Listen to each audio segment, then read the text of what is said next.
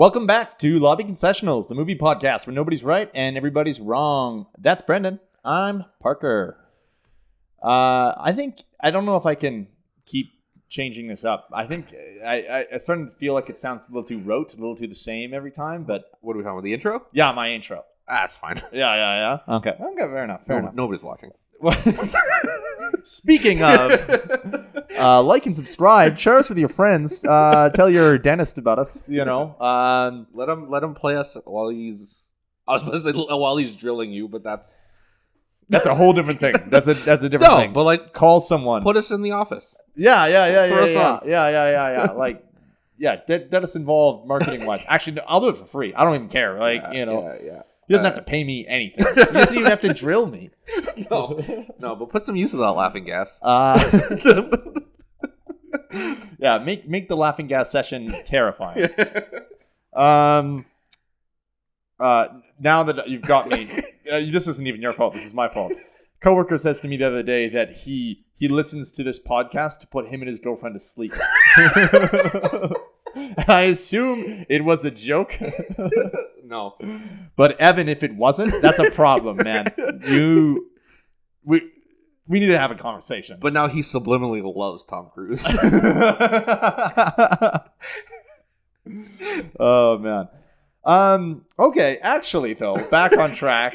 Now that I have completely diverted us from talking about anything worthwhile. I was recently reading about famed Junkie XL collaborator Hans Zimmer. What an intro. Holy. And first of all, he's an interesting dude. But he defines his job as a composer and as in particular, a composer for film scores. Yeah. As, like, he always asks the question, I assume this would be with a German accent, which I'm not going to attempt because I am bad with accents. But he asks, why are we having music here? and as much as that's not how sentences work or questions, it's a good point. And so he looks at it as like, my music needs to have a purpose in the store. It needs to have a purpose for the film. It needs to provide something. And so that kind of actually is more or less the thesis of what I wanted to talk about today, about film stores and like their uses and purposes they have. And because they're not just there to be pretty, because in most cases they are actually pretty, but there is actually like a whole bunch of specific reasons and like plot reasons, narrative reasons, emotional reasons that film stores exist. And I think that would probably be, actually, let me just pose this to you. What would you think I don't actually have an answer to this question, so no, nothing is wrong. But what would you think is the main use of music in film? God. That's an actual thesis question. Probably. I just mean like... Not one you just spring on a dude on a podcast. Like, what I'm effectively doing is setting you up as the expert. If I ask you these questions, it makes you look really good. The problem is I don't give you any warning. No. That's real tough.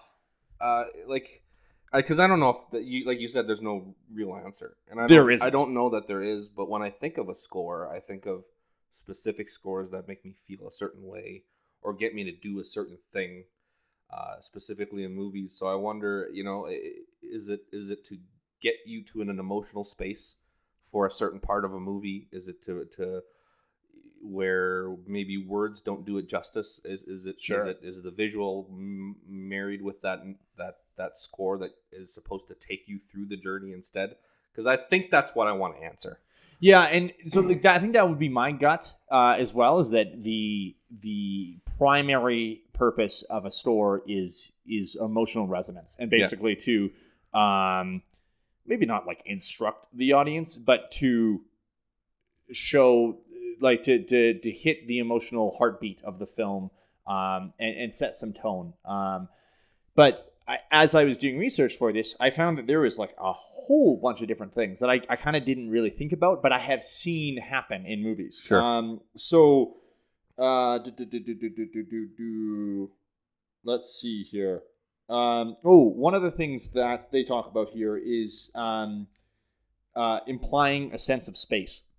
So, if the main characters of a film, it's sort of like a When Harry Met Sally thing. If they walk into their crappy apartment, it's not going to be a sweeping orchestral score there, sure. And it's, but when you walk into when the Avengers walk onto a battlefield, it is a sweeping orchestral score because it does imply that space, and it the sound manages to fill the space and give you an impression about it in a way that you wouldn't have otherwise. That's fair. The other one that I've seen actually lots in cartoons is contrasting sizes. I've actually got 18 things here, so I'll probably go through them in some form or another. But yeah, contrasting sizes. And so I see that in cartoons where, you got the little, you got let's say Tom and Jerry. Sure. Wait, which one's the cat? Tom. Tom's the cat, right? Tom cat.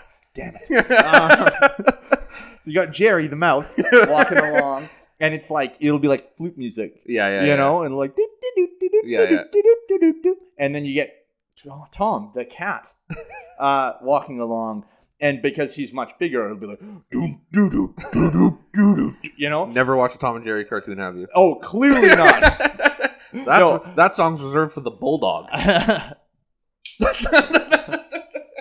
My point is clearly my example wasn't perfect. And it would probably be better if I came prepared. But my point is that I have seen that done before, but it never occurred to me either. Like, outside of obviously literally watching that and going, yeah, that's what they're doing, it would never really click that, this is one of the uses of music in film. Anyway, I guess basically what I wanted to talk about today, beyond all that, and we'll go into some of the specifics, sure. But I wanted to look at some of the movies that the store has had an impact on me, and I assume some of the movies that have had an impact on you. This is going to be a 4-hour podcast. But just hopefully the differences between them. So beyond just saying, I really like this one, I'd be like, oh man, I like this music because of the way the music is. Yeah. We could say that about a lot of different movies. But I think I want to take a look at it and go, okay, well, this is what I really appreciate about whatever. And this is the thing that it does really, really well. Now it's a 20-minute podcast. Yeah. Now I'm not nearly prepared enough. No, let's do it. I love it. I'm going to go do some more research. So the first thing that comes to mind for me, and maybe this is very clear given that the camera is on me and given my background, but is Inception. You've been setting this up for 10 weeks. Oh yeah, I played the long game. So what I find really interesting about Inception is I think it is unique. And again, as soon as someone that actually knows what they're talking about watches this podcast, they will point out a million times before that this has been done, and Inception just copied it. Sure. But I think Inception is unique in that the store serves a narrative purpose, and a very consistent narrative purpose. And basically, what everyone remembers about Inception is that from the the trailer. From the trailer. Yeah. Well, and from constantly in the movie. And if there is one other thing that people remember from the store, it is Edith Piaf's song. Oh boy, I have it, and I'm going to say it, and it's going to be said wrong. Yeah. It's Non je ne regrette rien. I mean, that's not bad. Yeah, right? That's pretty good. And so it's Edith Piaf's song, and that's what they use for the kick music to show that they are about to be kicked out of the dream. Sure. But the brilliance of it is that as they go down in the dream layers, time slows, right? So they experience time faster than they do on the real life level. So, whatever it is, 1 second in real life is like 10 hours on the third level or whatever it is. Yeah. So what they do then is narratively, they then take that and they just slow down Edith Piaf's song. Yeah. So all of those wongs are slowed down. That's the orchestration from her song. So even though it is, the characters aren't aware of the wongs that we as the audience are hearing, it adds to the film. And it is a narrative aspect of it, because that would effectively be the things they're hearing as well, or something similar to that. And when I first found this out, it blew me away. I was floored. Yeah. And so suddenly a movie could take that score and use it in the plot. Yeah. I like how pervasive it is too, because you don't really it's happening, but you're not cognizantly aware that it's happening. Yeah. And you start picking up narrative cues just from the music. Yeah. Yeah. Absolutely. And I don't know if he does it or not, Nolan that is, but I don't know if he uses it as a diversion or if he uses it as a red herring even at any point in the film, because it's been a while now. But it wouldn't surprise me that he would set that up for an entire film of making that the kick out music, and then to like subvert you near the end to change it up so you're thinking something else, like almost like a weird like a trance or like a hypnosis thing, like an Inception thing itself. Yeah. So like the Pavlov's dog. Yeah. Well, and that's actually a great point. That's one of the things that I had looked up that film music does is manipulate the audience, so that a skilled composer, depending on the point of the film, can use a particular track to basically distract the audience from something that's going on. So in particular, the example that I have for that is like surprise villains. Or maybe not a surprise, but so I think of Star Wars Episode 1, Phantom Menace. We have Palpatine in there, and the audience, I think, like, we are aware that he's the Emperor, right? Yeah, they don't or really we should be. They don't really try to hide it. Yeah, right. Like, it's just a hood. Yeah. So they use the Emperor's theme at the end of, or near to the end of, Phantom Menace, when certain political things have occurred that puts Palpatine one step closer to power. But it's a lighter and fluffier version of it. It's in a major key. It's this the Naboo celebration at the end is like a slowed down major key version of the Emperor's theme. So most people wouldn't even notice that it's the same theme, and it sounds heroic. Like, it sounds exciting as opposed to sounding dark and brooding. Yeah. So again, it's diverting from the fact that, it's clearly signaling this guy's a bad guy, but because it's been switched up, the audience doesn't necessarily think that. No, it's hidden just like he is. Yeah. And the other films have used that, like a billion and one movies. The twist is that a guy who thought was a good guy turns out to be a bad guy, and so in some cases, a composer will hide that by using the main theme or a heroic theme for that person when they do something even vaguely heroic, so that the audience starts to, start thinking. They start to get tricked into being like, oh, well, it's, I don't know. No, literally can't think of anyone right now. But it's a good guy. Woo! Yeah. And then you find out I think they use it in Usual Suspects in the end scene with Kevin Spacey walking. Spoiler for a 40-year-old movie? Wow. 30-year-old movie? Let's relax. 90s? 95, I think it is. Okay, 95, so 30, 96. calm down. You can't. 40 years is a lot. I'm just saying it's 10 years difference. That's close. I think they change it up when he starts to reveal himself at the end. Okay. Yeah, and they go back to a score that they've used the whole movie. Yeah. Brilliant. Yeah. I don't want to capitalize this whole thing, so I'm going to give you an opportunity to hop in here. Otherwise, I'm going to keep talking. Yeah, give it to me. What do you want?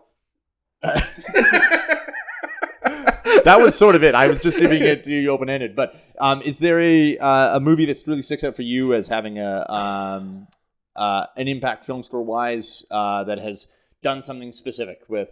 It is really hard to not want to sit here and just talk about John Williams for 2 hours. Can we talk about John Williams, though? I think we'd lose all credibility if we didn't. Well, like, there's other good people. There is, but to be like, and I walked into this thing when you told me we were doing things about score. I'm like, man, maybe we should just not talk about John Williams to avoid it and just give a little bit of light on everybody else, because you're gonna listen to a million podcasts about John Williams and a million documentaries about John Williams. Yeah, and this will be the dumbest of them. So I was like, oh, maybe we just don't. And then you realize that was stupid. How stupid that is. So obviously, you know, we as most people know, we're pretty big Star Wars guys. And I'm a big Indiana Jones guy. I like Jones. I like Superman. But the one that always gets me, and it's the one that because it's a pretty impactful theater experience, is Jurassic Park.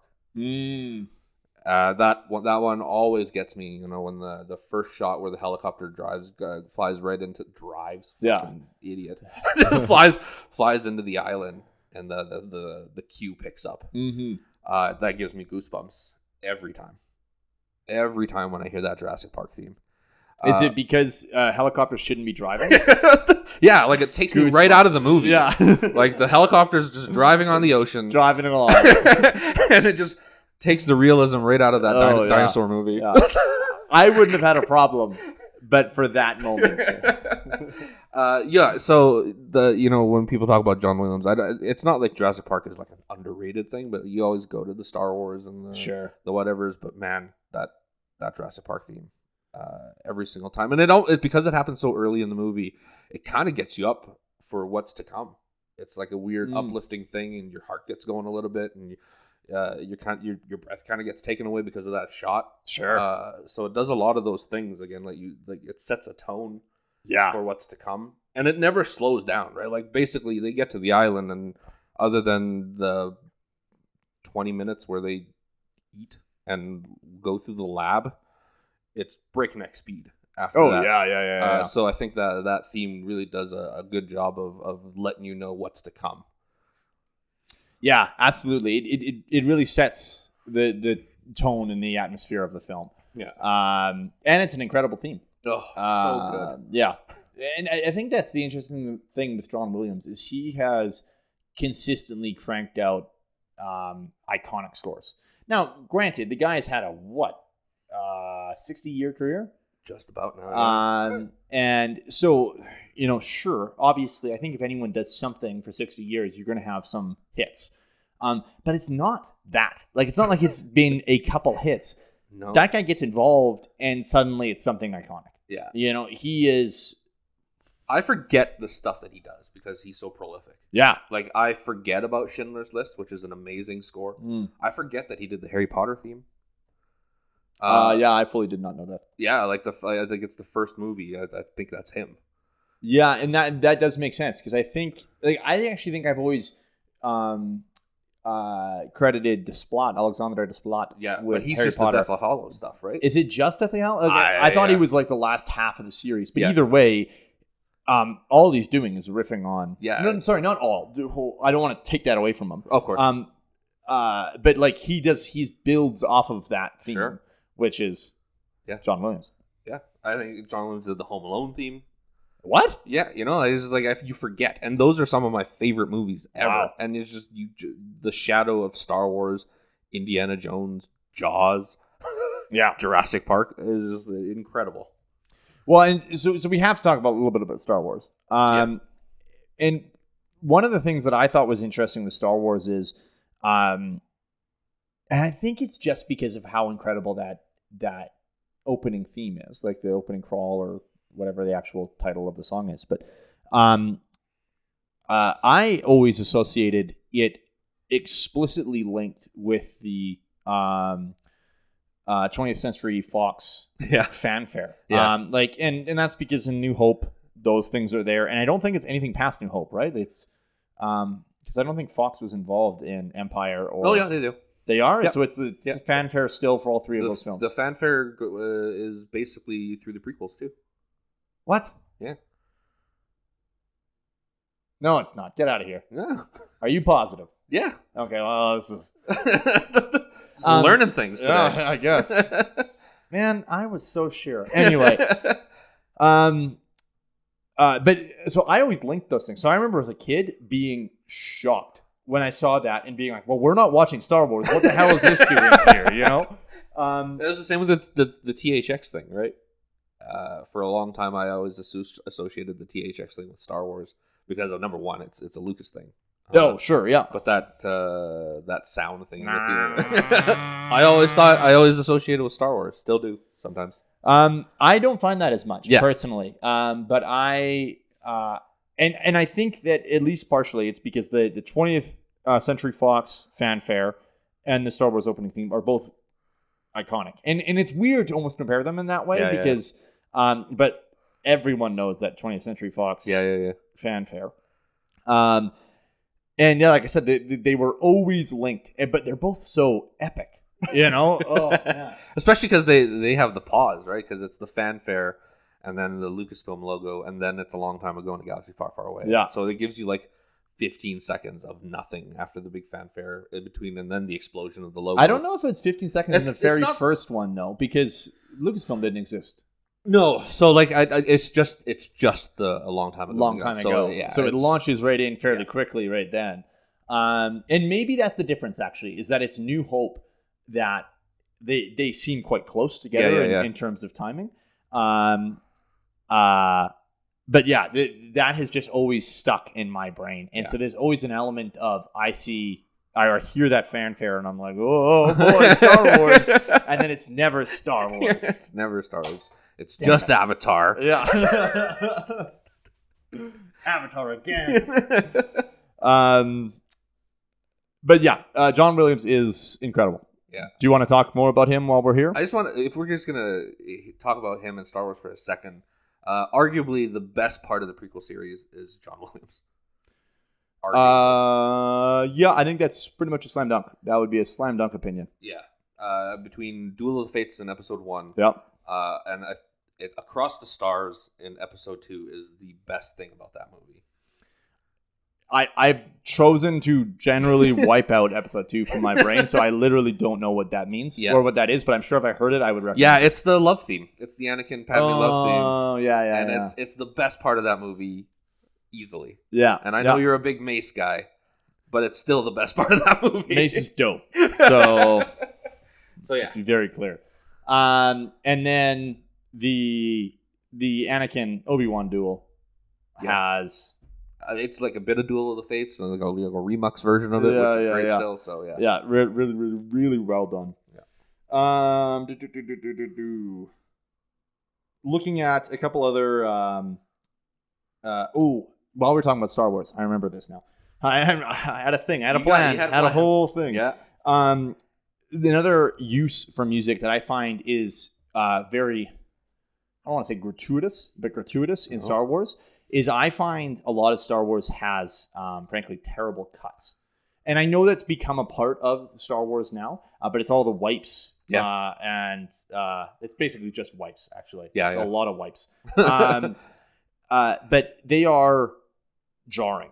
The transitions aren't, again, I don't want to have people yelling at me, but they're not well done in Star Wars. And it became a part of the brand, but I don't think it was like, designed that way from the beginning. It was just, well, I guess we'll transition here.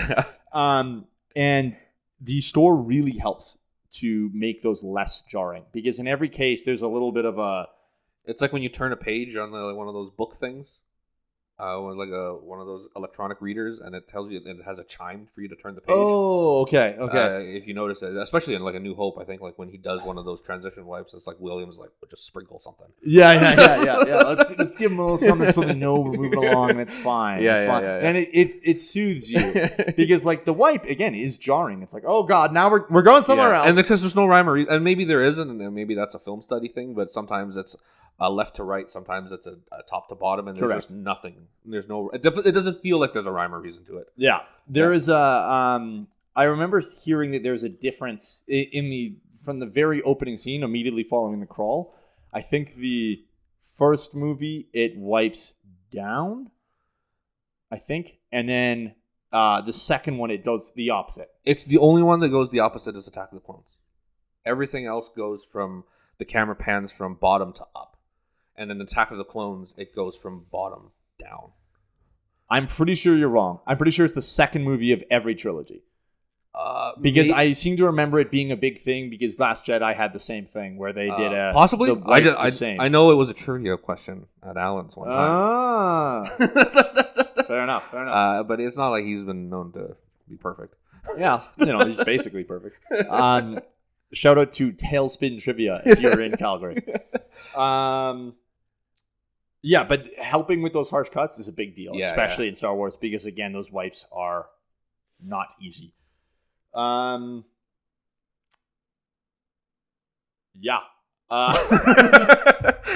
You just want to talk about Star Wars. Not quite. I was gonna get back to these various different functions, but I realized I didn't know how to do that transition. So just like Star Wars, I'm gonna have a harsh transition here and just immediately I'll pivot. see if I can find like a chime. Yeah. Just to sprinkle over your and your if we can, transition. just imagine there's like a couple hits on a xylophone as I totally screwed this up. Another interesting thing, and I think that I'd be amiss if we didn't talk a little bit about Baby Driver. Oh, yeah. But that's one of the things they do extremely well in Baby Driver is illustrating movement, and they use the store to do that. Now, I do want to note the fact that there is a difference between soundtrack and score. So store is typically, usually I think it's without lyrics. Yeah. And it is a piece. I think the technical definition is it is composed for that film. Yes. And it is supposed to be used as background, while a soundtrack is usually music that has been taken from something else and was created somewhere else. And it has been used also in this film. So typically what it really comes down to is a lot of teen movies, your Twilights, your Divergent series, your Hunger Games, all of those have soundtracks that feature various pop music and other things that may have been inspired by that film. Hell, like the first Spider-Man movie, or actually the sort of Spider-Man trilogy, the Sam Raimi trilogy, this back. had great great film soundtracks. But so yeah, like I said, teen movies will put out film soundtracks, but in a film store is typically for cinema. Yeah. But so the illustrating movement thing is done extremely well in Baby Driver. So it's a little bit different than normal because I think in most cases when we talk about this, the store is designed to match what was already filmed. Yeah. But in Baby Driver's case, they choreographed everything to match the music. Yeah. But I think of that, it's basically the opening scene, but Baby is going to go get coffee. And it's him walking down the street, and the lyrics to the song he's listening to are in graffiti and all over as he's going along. But he's dancing, and not really dancing, he's just sort of like strutting down the street, and it matches the music perfectly. And frankly, I don't know if we're going to get another movie that will ever do it that well. That's tough. I think Wright does that stuff so well, but it is just an evolution of what Tarantino does, right? Because Tarantino also, for the most part, doesn't use score. He's started using score more recently in his longer movies and whatnot, but his earlier movies, they were just soundtracks and written to those songs. Yeah. When I think of Reservoir Dogs, when I think of even the Madonna conversation they have in the diner, and then obviously the ear cutting scene and all that stuff. Pulp Fiction is obviously very, very structured to those songs. Yeah. So I think what Wright does is like an evolution of that, and he made it graphically different. But I don't know that I feel like at some point somebody's gonna get there. Yeah, maybe. I think for right now, Edgar Wright has perfected that. Again, as far as I'm concerned, no one has done it better than he did in Baby Driver. Yeah. So maybe it will never be done this well again is probably the wrong way of looking at it. Yeah. But this is the peak for right now. Yeah. I'm not a huge fan. But I wouldn't be surprised, now that he's doing directing stuff, that if Lin-Manuel Miranda, it gets there. Oh, that's a good point. In terms of visual, in terms of marrying it with the music and all that stuff, I wouldn't be surprised if he got there. Yeah. Okay. Interesting point. Yeah.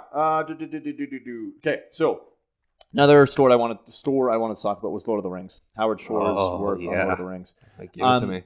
And so the store is amazing, but as far as I'm concerned, the magnum opus of that store is Considering Hobbits. The Hobbiton theme, the Hobbit theme, it's used multiple times. That fluttering one, right? Yeah. And there's some, again, incredible stuff in there. But Considering Hobbits manages to convey a mood that is unique. That's, I think, where some of that cottagecore, I don't know, small town living kind of vibe comes from, and it's conveyed perfectly with that theme. And it's supposed to be, a period of peace. It's supposed to give off that vibe, and then you don't hear it much as the trilogy goes on. Except when you check in with Sam and Frodo, and every once in a while you get hints of the theme through there. And then I'm just crying, Lord of the Rings is man. I have so the one I think of when I think of Lord of the Rings is when they set out and when they leave Rivendell. And then the core group of them, the Fellowship, go, and it's like just the spot where they peek over a mountain, and that score hits. So it's like the wide shot, with that score and Jurassic Park goosebumps. Oh yeah. So when I think of actually have goosebumps right now, it's that. That's the thing I think of every time when I think of Howard Shore's Lord of the Rings is them walking just above that mountain and that score just hitting you right in the face. Oh yeah. And like obviously I'm a big Considering Hobbits fan. But I think Lord of the Rings strikes me, or Considering Hobbits strikes me as unique because it stands out in a midst all the epic stores. Yeah, absolutely. But actually, that theme is amazing. And again, the fact that I literally am covered in goosebumps right now off of me terribly doing it just shows how impactful that is. Yeah, and it was just such a weird character thing too, right? Because like they come over the mountain and they spend like 2 seconds on each guy as he walks by the camera. Yeah. And I was like, yeah, let's do it. I'm super in. We're 2 hours into this movie and just give me 5 more. Yeah. And they did. They did.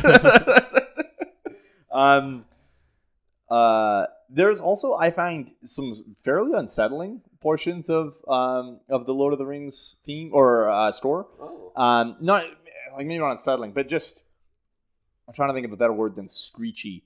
But there's some stuff with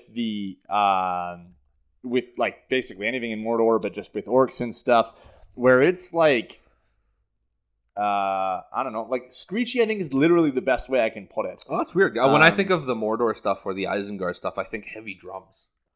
There's definitely some drums, but there's also the. Oh God, I'm gonna totally screw this up. Alison always makes fun of me for this, so. Nope. No, I literally can't think of it. I'm on the spot now. I can't think of how it goes. Talk amongst yourselves. No, yeah, I definitely think of the. Oh, I got it. Oh my God. Oh yeah. And that stuff is haunting. Haunting. No. Yeah. Shut her down. Oh man, yeah. Oh boy, sorry, Jason. We got a new theme song.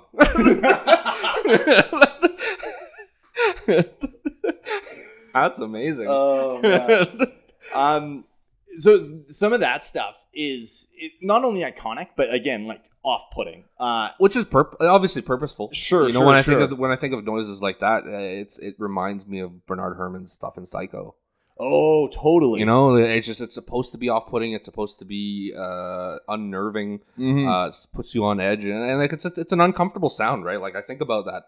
If I've never had the pleasure of watching Psycho in the theaters, at least not the Hitchcock version. I watched the Gus Van Sant version in theaters, and that's how did it go?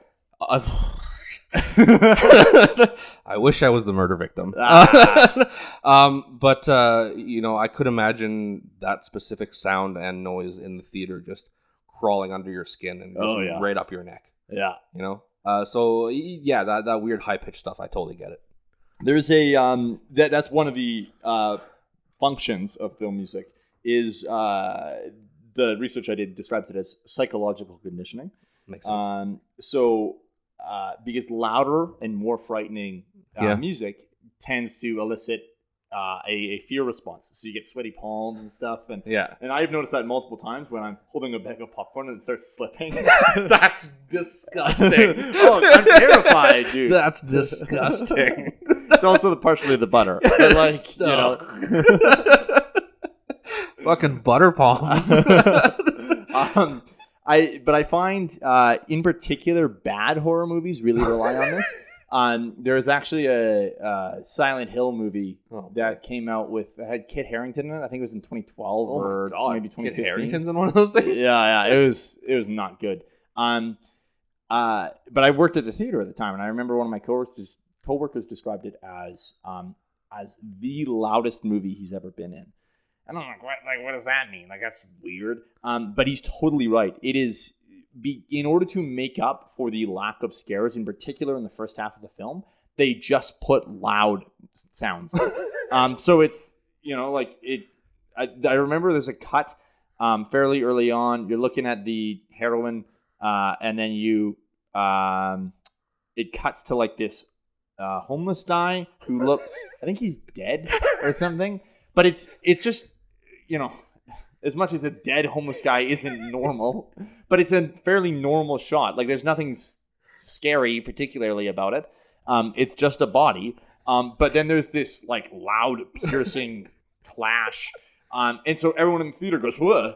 And it's not because anything actually scary happened. It's just because it was very loud. It went from very quiet to very loud. And you had no right to expect it. It's cheap stuff. But those things can be used properly and in a responsible manner that is actually frightening. One, I think it's hilarious that you lied to other people in the theater. Two, I think it's hilarious that you made an entire movie up in your brain because nobody's seen that movie. I didn't make it up. It actually happened. Don't gaslight me, Brendon. I mean, that's probably good. A little bit. We should probably talk about Tenet then, hey? We can. I mean, we if we want to go from peak Zimmer, an Inception, and telling a story to using Zimmer to maybe drown the audience. Yeah. Especially if you're just talking about loud noises like that.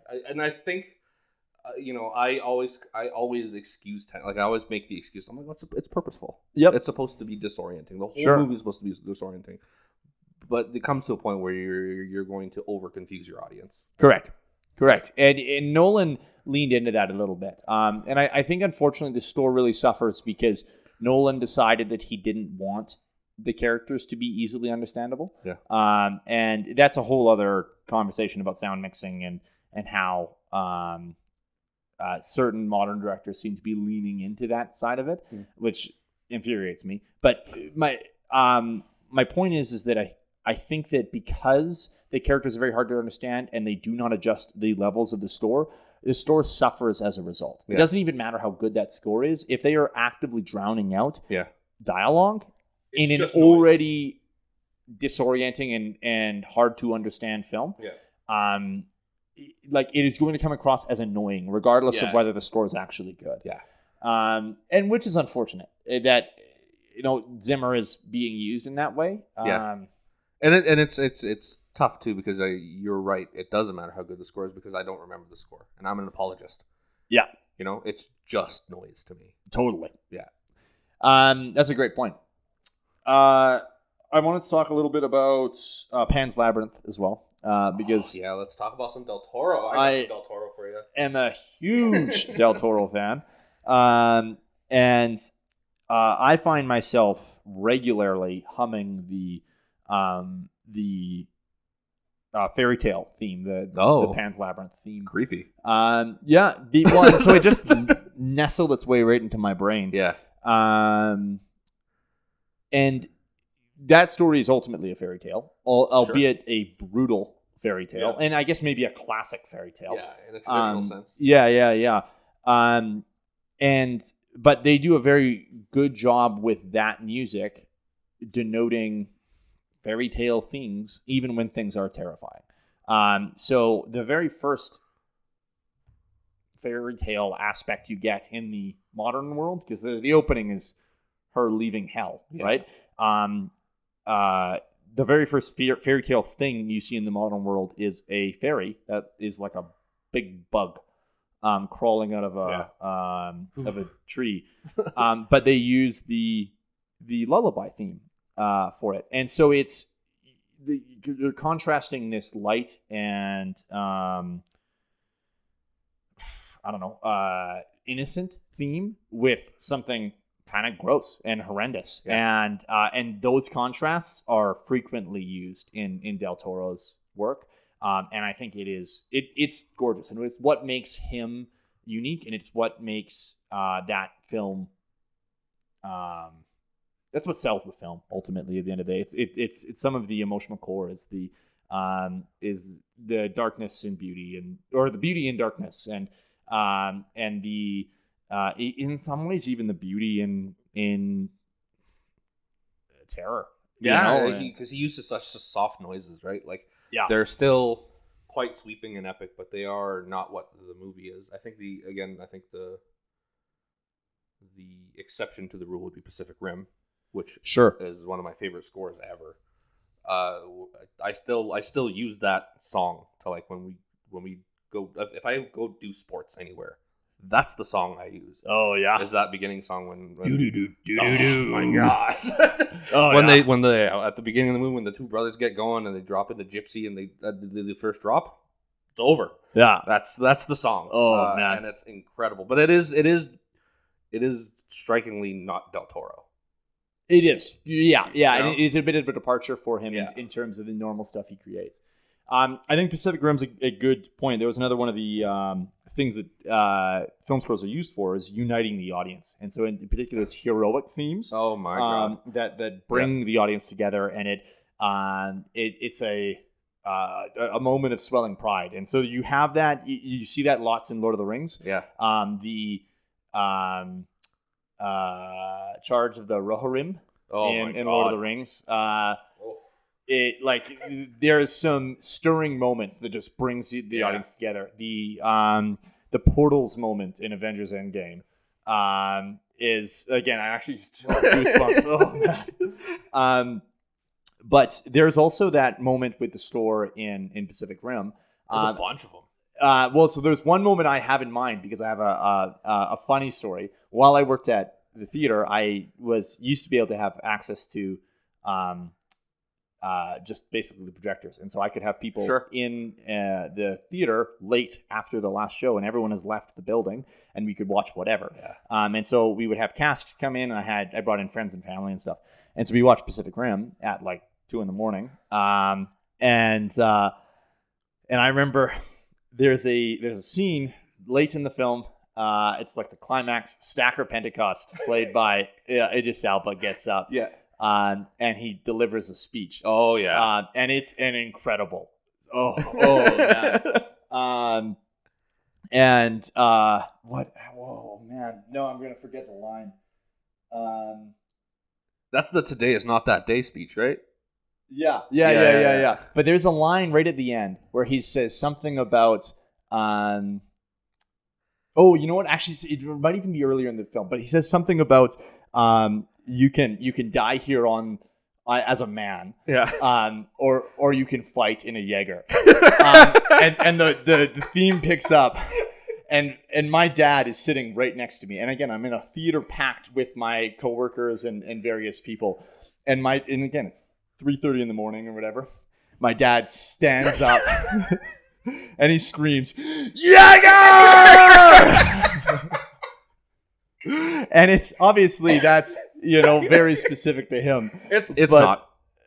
It's not. But that's the point. It's supposed to bring the audience together. It's supposed to ignite the fire. Yeah. I'll tell. I don't know if I've ever actually told you this. It's a badge of honor. I don't usually tell everybody, but I'll do it on an internet show. Yeah. Pacific Rim made me cry 3 times in the theater. Oh yeah, it did. And I kind of have a similar moment. I don't get up and yell, but it's the scene where they're Gypsy. So it's Riley and what's her name? Mako. Mako are together for really together for the first time. They're fighting on the dock. Yeah. And they get slammed into the dock, and Riley is hurt, and then he's like, "We can do this," and like a pause, and it's like together, and then the song kicks in, and I'm just like weeping. I'm like, yeah, you can. Yeah. Oh man. Oh yeah, it gets me going. Yeah. So that's just a wonderful use of that heroic thing, and I just want to bring back your Avengers thing. I have to give props because at the end of the day, I would even say the first 2 phases, I didn't recognize a theme. Sure. The music was so generic. It felt like, I know they use the Avengers theme in the Avengers movies, but they don't feel that. They don't feel epic unless it's in the first Avengers, they do the wide circle shot where they assemble for the first time. Yeah. Like, that's the one, right? But I remember seeing the trailer for Infinity War. And I remember watching that in theaters for the first time, and the theme plays. And I'm like, oh, they've been setting that theme up for years. Yeah. And it's like in my brain, and I don't know it. And watching it, I'm like, that trailer got me really hyped for some reason. I have no idea why. And that's the song. But they've been building that song for years and years and years and years. And I just didn't pay attention. And maybe maybe it was purposeful. Maybe I was out to lunch on that. But man, that got me going, and I have to give them credit for that theme, which is now like pretty prolific. Yeah, I think you're totally right. I don't know if they actually really intended it in the same way. Yeah. And they did switch composers quite a bit. Yeah, there was a number of people involved. I remember the end credits of Avengers featured the song "Live to Rise" by, I think it was Soundgarden. I know it was Chris Cornell. I think it was just Chris Cornell. Really? Yeah, I don't know for sure, though. Anyway, yeah. But and so I thought that was interesting that they set that as the opening of the end credits. Was that not any theme? Yeah. But the Avengers theme is used in that movie. So I remember it striking me as kind of odd, and they clearly weren't trying to define those movies by a particular theme by that point. Yeah. So I don't know if it was intentional, but they definitely used it to incredible effect. Yeah. So I find in Infinity War, like you said, in that trailer, it really stands out. Yeah. And then again in Endgame and during the portal scene. Yeah. And there is there's lots of videos you can find on the internet of people losing their minds in the theater when that portal scene happens. There's also the when Cap picks up Thor's hammer. The Yahoo guy. Oh yeah, is what I like to call him. Oh man. But it's actually a shift in the store too. There's a little fanfare that plays. Yeah. That it didn't notes to the audience that you see the hammer flying and it's like, this is not going to be what you expect. Yeah, basically. yeah. It's not going to go to Thor, and there's a moment where you can just feel the anticipation, and the whole audience, or most of the audience, knows it's going to happen. Yeah. But they're like, can I bear to hope? And then he catches it, and everyone loses their minds. Oh man. I'm gonna have a literal medical condition with all these goosebumps I'm getting in this episode. Yeah, I mean that's the whole point of it, right? And again, especially for me, for a guy who is not as big a fan of MC movies as you, sure, to pick out those moments where they use that music so well, and I think even throughout the rest of Infinity War and Endgame, it's just anytime there's more than 2 of them walking, they have the little inkling of that theme. Yeah. Just kind of pervasively just there. So you're like, the Avengers are here. Yeah. Oh, man. Oh, God. Yeah. I could talk about the Avengers all day. And that's a crazy thing, right? Because again, you're talking about maybe 20 movies where the theme didn't matter. Yep. And then 2 movies where it was a huge deal. Where it really did. Yeah, absolutely. Yeah. I am going to switch gears, though, because I wanted to talk about, and maybe I should have done this earlier, because now I'm going to bring us down a bit. But I want to talk about Up. Oh, boy. Yeah. Oh, and I want to talk about Married Life, which is the theme you think of when, like, if you were to think of a theme, it would be that one. It's the do-do-do-do, do-do-do-do, do-do-do-do-do-do-do. Yeah. And that theme is used so well. There's a like, as far as I'm concerned, the best part of Up is that monologue with Carl and Ellie and showing their life. As they grow up. As far as I adore Up, but as far as I'm concerned, it's the first third of Up that is extremely good, and then maybe the first half of Up is extremely good. Yeah, and then the last half is like pretty generic. Yeah. There's not a lot to write home about. It's when the house, to me, it's when the house lands in the middle of the movie. I think that's when it starts to fall apart for me. Yeah, probably. I would actually even argue that it maybe is slightly before that. Like, basically when the house takes off, there's a moment of like, good for you, Carl, like, screw those guys. And then there's some hilarity with, oh my God, the kid? Russell, thank you. There's some hilarity with Russell and getting him inside the house that is still fun and unique. Yeah. But much past that, and like I said, it's a fairly generic movie in my opinion. Yeah. But what I find really interesting is that in that, like, it is truly a montage. There is no dialogue. Yeah. And they show Carl and Ellie growing up and the trials and tribulations and what they've gone through. But if you were to watch that without the music, it does not have anywhere near the same emotional impact. No. And not that I've done this, but it's hard because I've seen that scene many, many times. So you're playing it in your head regardless. Absolutely. Yeah. I can't remove it anymore. Yeah. But because there's no dialogue, the music, the score does a fair amount of lifting as far as even the plot's concerned. Absolutely. There's the one shot you get that shows that Ellie's miscarried is her crying in a doctor's office. And frankly, it's not specific enough. Like, it's, if the music's not there, and I understand the context is important to this, but there is a few different ways you could interpret that. And again, context on either side. They talk about having a baby, then suddenly they're not having a baby. Yeah, you can probably piece it together. But with, like, immediately when that theme drops down, and slows, and you're like, oh God, the worst has happened. To me, it's the ultimate heartbreak is when she can't get up the hill. Oh, the minute the song slows to an absolute crawl, and she takes a knee on the hill, and I'm done. Yeah, and the thing is, it doesn't matter how many times you watch it too, right? That'll get me every single time. Yeah. And so basically, I'm sobbing through the last half of that every single time. And it's gotten to the point now where I am like pre-sobbing when it starts because I know what's coming. Yeah. There's the shot of Carl at her funeral, just sitting there, and I just break. Or like when he sits in the chair. Oh. And there's no other. Her chair is empty. Oh God. Oh. And the baffling thing to me is to take a brilliant piece of music like that and be like, yeah, we're just gonna put this in Main Street USA. Yeah. Oh yeah. This is in Disneyland. This is gonna be the first thing you listen to when you get into the park. Yeah. Yeah. Enjoy it, sucker. Yeah.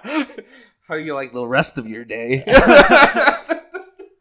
But it's a brilliant piece of music. Yeah. I would say. Honestly, It would be hard for me to say that it's not one of the most impactful pieces of music, even though of all the stuff we've talked about. Yeah. For me personally, and Up is a big deal to my wife and I, but that score is so gutting, and does such a good job hitting those emotional points that, again, I can basically relive it just hearing the music again. Like you said, you're walking down Main Street USA in Disneyland, theoretically the happiest place on earth, about to have the time of your life, and then you hear it and you're like, well, and the thing is, it's all over. You hear it and you're like, oh, I'm gonna be good for the first 2 minutes of this. Yeah. And by the time I get to the end of Main Street, do I have to take a knee? And I think it's also quite amazing to see the rise of the composer there, Michael Giacchino, because he just feels like it feels like him and Alexander Desplat are just taking turns on movies. That's a great point. Yeah, actually, yeah. The two of them have been quite prolific. Yeah.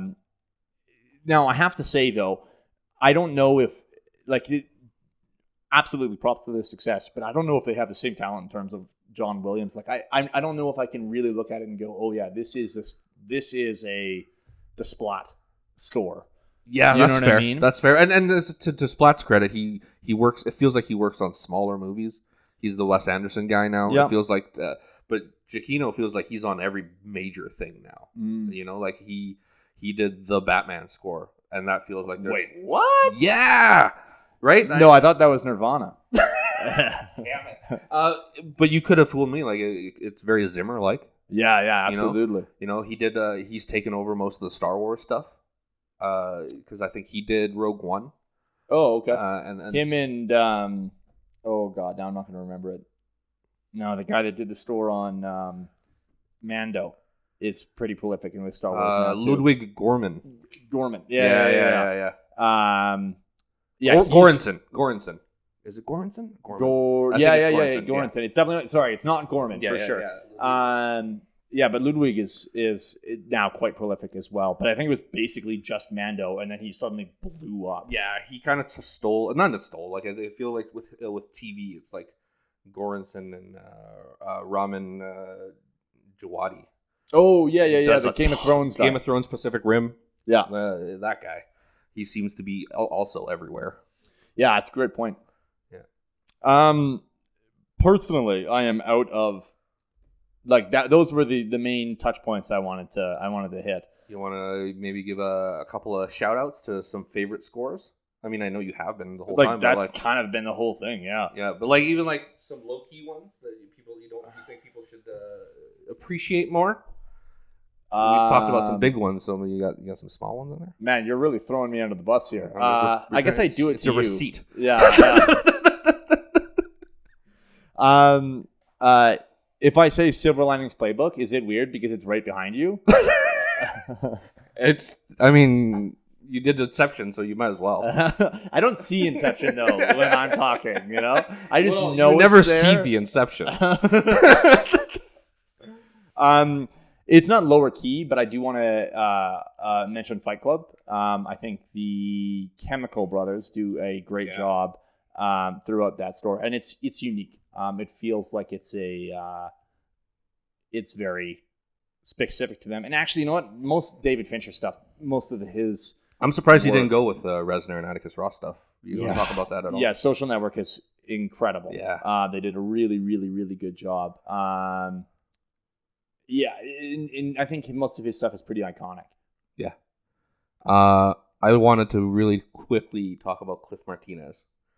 The guy who did Drive. Drive, yeah. And he's done a whole bunch of other stuff, but when we talk about, especially, I should have brought it up earlier. This is my fault. When you talk about a score moving a narrative forward, sure. If you go through Cliff Martinez's library of soundtracks and scores, he literally just names the song what's happening in the movie. Oh, I've seen this before. So in Drive, it's just like the song's called Hammer. Yeah. Or I'm on my way. Like that's the name of the song. Yeah. And he did the score for the Nick, the Clive Owen TV show. Sure. Yeah. And all of the songs are just what's happening in that exact moment. And I think that's kind of brilliant. And I don't know. I was like, at first I'm like, well, that's lazy. I'm like, nah, is it though? It's strange if you're a big film store guy because before the movie comes out, you can look at the track list and then go, oh wait, Vader's in this. Because that happens in Rogue One. That's the Phantom Menace thing, though, right? Where the soundtrack gets released and it's like the death of Qui-Gon is on the listing. Oh,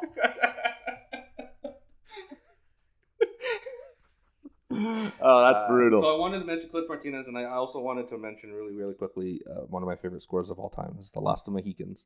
Oh, okay. By Trevor Jones. I think that was, if there was a song I could pinpoint that made me fall in love with movie scores, oddly enough, it's that one. And it's the main theme, which is incredible. It makes me want to run, but I'm a lazy sack of shit, so I'm not actually going to do it. But it gets the heart going, and they're like, yeah, maybe you should go for a run. I'm like, no. It really shows how good the story is, though, that because you're not interested in doing that, and then your body's like, well, but maybe. Yeah, is there a sandwich at the end of that run? Because it's not happening otherwise.